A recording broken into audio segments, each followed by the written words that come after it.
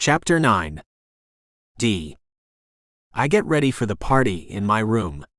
There are 4 bedrooms upstairs. I have the one with the ensuite. According to my father, it's a status symbol that will make others respect me more. I huff at the memory of him barging into the house as we were getting settled. He barked a few orders and made sure everything was up to his standards before he left as abruptly as he came. I hold no illusions that he came for my sake. He came to protect the family name, to make sure I wasn't embarrassing him. I towel my hair dry and style it with a bit more care than usual. Downstairs they're testing out the sound system. Knightley and Noah get pumped up with the same couple of songs every weekend.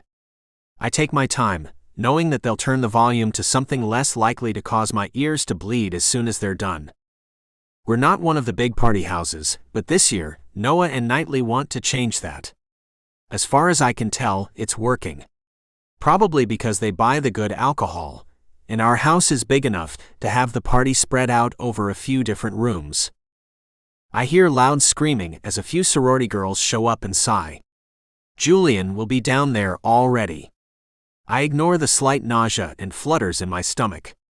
He's been excited since his date last night with Jenna, and practically bouncing around the place. He asked her to be his girlfriend, and she said yes. Tonight, they will be announcing it to the world. I'm still not sure about her, though. She's too laid back, too distant.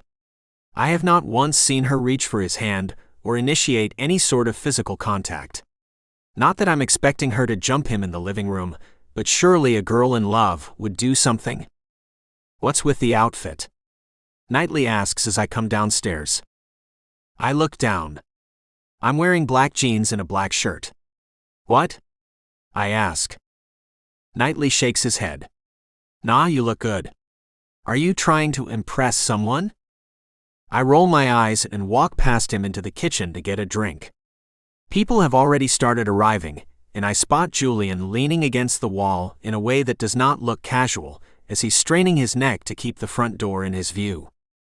The music is at a tolerable level, and I open a bottle of beer and take a drink. As much as I was shaking my head at Julian, I check the newcomers every time the door opens. The house is already full of people when they arrive. I know, because Julian bounces off to greet them immediately. I take my time and slowly move so I can see them. Jenna is looking sweet as ever in a large white knitted jumper. But my eyes pass her by almost immediately. Ellie is in a tight black dress with straps and holes. It ends mid-thigh, and I wonder what it would be like to run my hand up under her dress. My cock twitches and I force my eyes up from her bare legs. Her dark hair is hanging loose around her shoulders, and I want to gather it up and hold it in one hand as I look down at her mouth around my cock. Fuck. I'm making myself hard. I shift and walk away before my eyes find her mouth. My stomach twirls. I take another sip of beer and wonder if I'm coming down with something.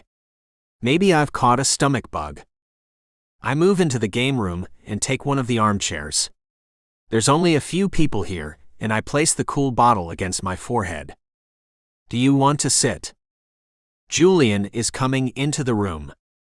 I shift, trying to ease the discomfort in my pants as Ellie and Jenna follow him.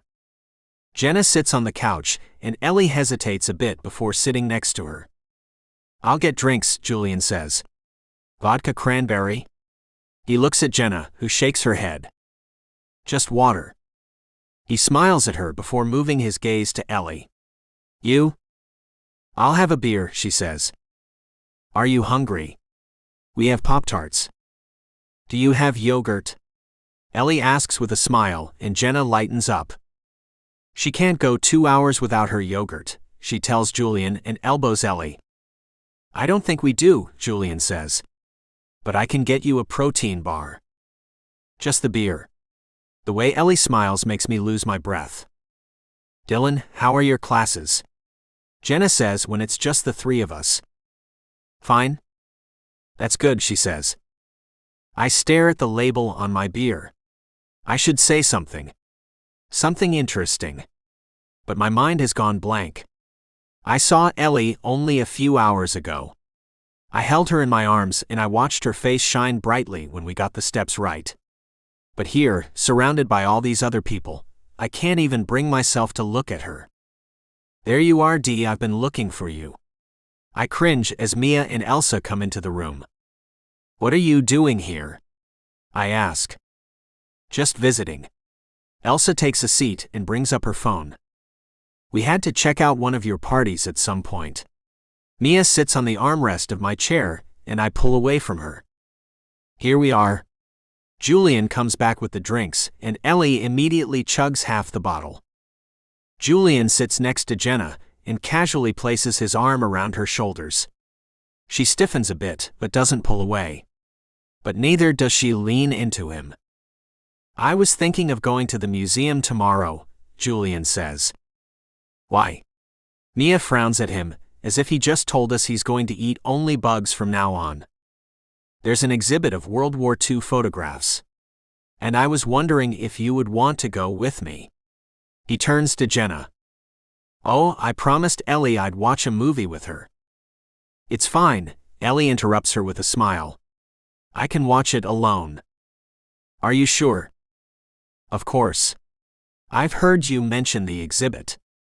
And I know you would rather go to it than watch some strange movie with me. What's the movie? Mia asks. It's for a film class I'm taking. Mia turns to me. Oh, is that the same class you're taking? Yes? That's so funny that you have a class together. Julian looks as if he's had an idea. Maybe you can watch the movies together. They might not get through a movie without killing each other, Jenna says with a smile, and everyone laughs. Ellie laughs as well. Yeah, that might not be a good idea. I wanted to take the class as well, Jenna says and blushes slightly. I didn't get in. Julian pulls her closer. I'll watch movies with you anytime you want. I clear my throat. I was surprised to see you there. Ellie is wearing more makeup than usual, and she looks fantastic. But as soon as her eyes turn to me, they narrow. Why? Because you didn't think I had the grades to get in. Fuck. I've insulted her. No, I just didn't take you for someone who enjoys foreign movies. Her stance changes as she straightens. So what did you take me for? I shrug. Several pairs of eyes are bouncing back and forth between us, as if we were engaged in a tennis match. Maybe rom-coms? Is there something wrong with rom-coms? Well, they're thoughtless and silly for one. Romantic comedies are a study of human interaction and an important mirror to the society and the culture we live in. And maybe if men watched more of them, they wouldn't strike out so much with women. She says the last part with a raised eyebrow, as if it's a dig at me. It's a challenge, and I want to accept it. All they are two people with lacking communication skills. The entire movie genre can best be described as a way to use misunderstandings to keep two people apart. Misunderstandings happen. And I would argue that it's a point in favor of them that they explore the multitude of ways misunderstandings can happen. Really? Yes, really.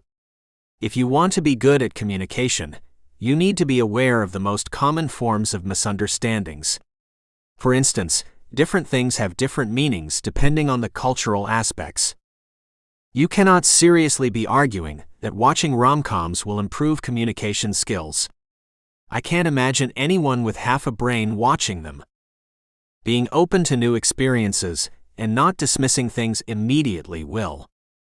Our eyes are locked, and I can feel the tension in the air. Jenna shifts in her seat and finally speaks up. I like rom-coms. They're fun, and I always know there will be a happy ending. And even though she doesn't like them, Ellie always watches them with me if I ask her. I feel the heat radiating from Ellie. I furrow my brow. She doesn't like rom-coms, but she was defending them as if her life depended on it. My eyes shift to Jenna. Because her friend likes them? I suppose they do have some value.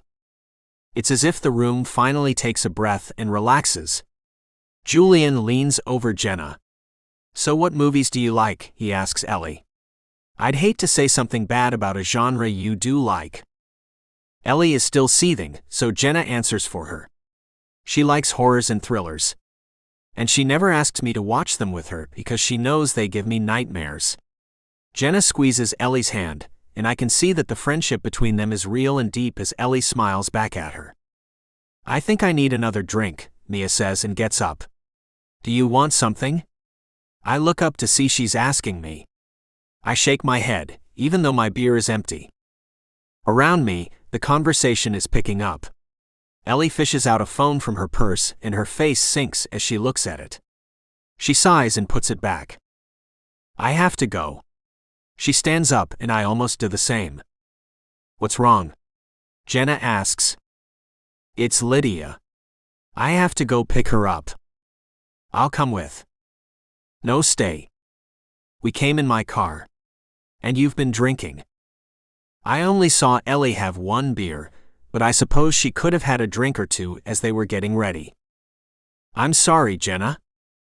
Jenna waves away her apology and gets up. Julian follows them, asking if there's anything he can do. Is she gone? Mia takes Ellie's seat on the couch. Thank God that woman is so abrasive. I know, Elsa says and looks up from her phone. Can you believe how argumentative she was?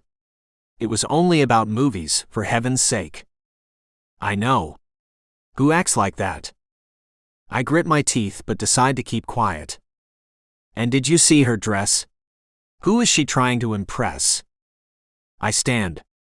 I thought the dress was fine. I'm sure you did, Elsa snorts and goes back to her phone. You can't be serious, Mia stands and comes too close to me. She practically attacked you. I'll see you later. I don't want to stay and argue with them, so I hurry upstairs and lock myself in my room. Arguing with Ellie made my heart pump twice as fast. I'm not surprised everyone was staring. I must have spoken more tonight than I sometimes do in a week. The thought of her fierce eyes stirs my cock again. She is fascinating. But she's not my type. Too bad my cock hasn't gotten the memo.